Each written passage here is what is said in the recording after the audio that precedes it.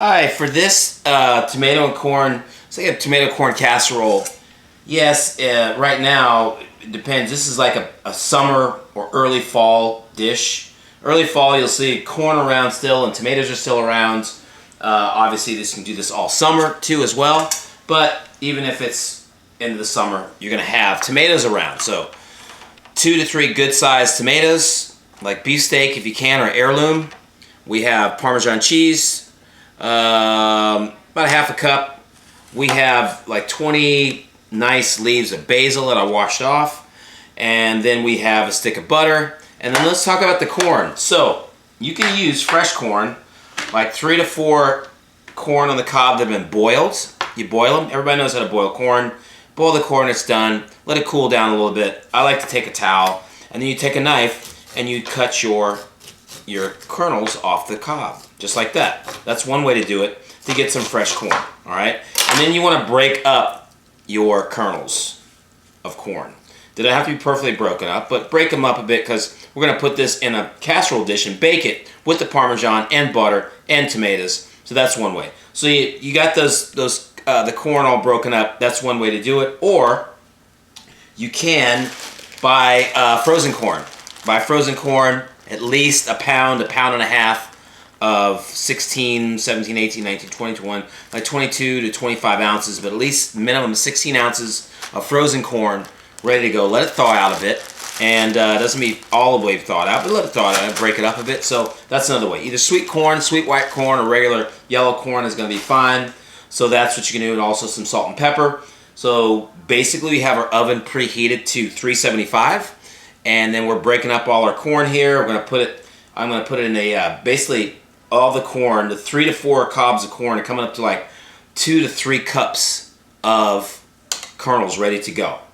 All right, so our oven preheated. Now we're going to make our mixture before we put in our baking dish. So we're going to put all our corn in a bowl.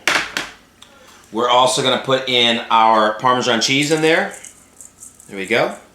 And I also forgot, in your ingredients, we also have a half a cup of breadcrumbs. Sorry about that. You can use regular or gluten-free. So there's our Parmesan cheese in there. Then you're going to take your lovely butter stick, and you're going to cut it into pieces, because this is going to melt in the oven, hopefully. So you're going to break up your butter sticks into pieces like that. Cut that up. There we go. And you're going to put that right there in with your Parmesan cheese and your corn. Also, we're going to sprinkle some salt and some pepper in there. Fresh cracked or regular pepper. Basically like a teaspoon, 1 to 2 teaspoons of salt and like a teaspoon of pepper. There's our pepper, there's our salt. We have all that going. And then we're going to cut our tomatoes. So our tomatoes are going to cut in half, just like that. Then you can take the little stem part off the end of your tomatoes, just like that. That takes our little stem part off. If you have them on there, if you don't, you forgot, it's not a game changer. And then what we're going to do is we're going to slice our tomatoes.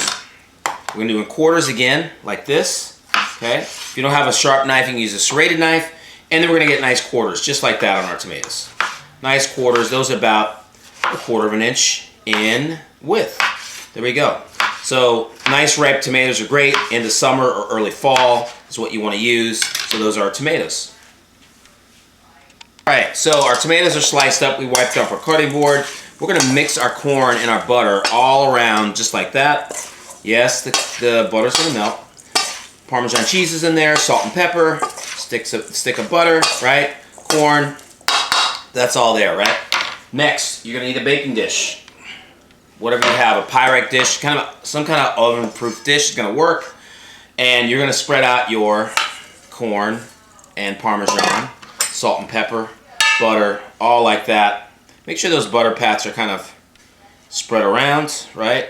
Got a Parmesan cheese in there, corn's in there. Then you're going to arrange put your tomatoes in there like that. Spread that all around. Tomatoes. There we go. Kind of mix them in with the corn a bit, like that. Okay. Then we're not gonna put our breadcrumbs in yet. We're gonna put our basil in. So we're gonna put our basil in there, and mix that around on our basil. Like at least 20 leaves of basil, and kind of mix that all around, nice and light. You don't have to layer it. You just want to put it all in there. It's all going to bake, hopefully. Okay. There's our basil leaves, corn, and our tomatoes. Now we're going to put it in the oven. It's at 375. We're going to put this in for at least 25 minutes into the oven. All right. And there we go. It's been about 20 minutes, and we are going to take it out, and then we're going to put on our breadcrumbs. So there we go. We got some melting going on. We have with our corn and everything, the butter's going. Now we're going to sprinkle our breadcrumbs on. Spread those all around.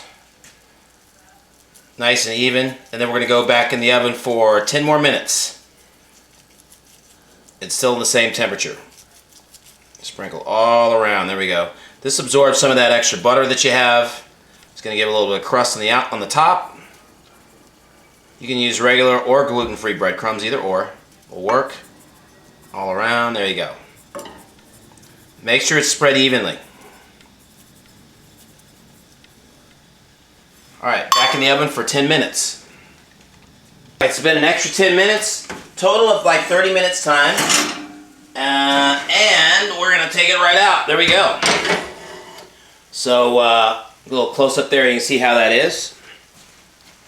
So you can see our breadcrumbs have really absorbed the butter in there, and then you have your tomatoes, and so when you scoop it up, you're going to have, get in there, let it rest a little bit, so you have your breadcrumbs, your cheese, Parmesan cheese in there, and tomato, and serve it however you like to do. Serve it as a side, serve it as a main by itself, but I like how the butter really soaks in with the Parmesan cheese.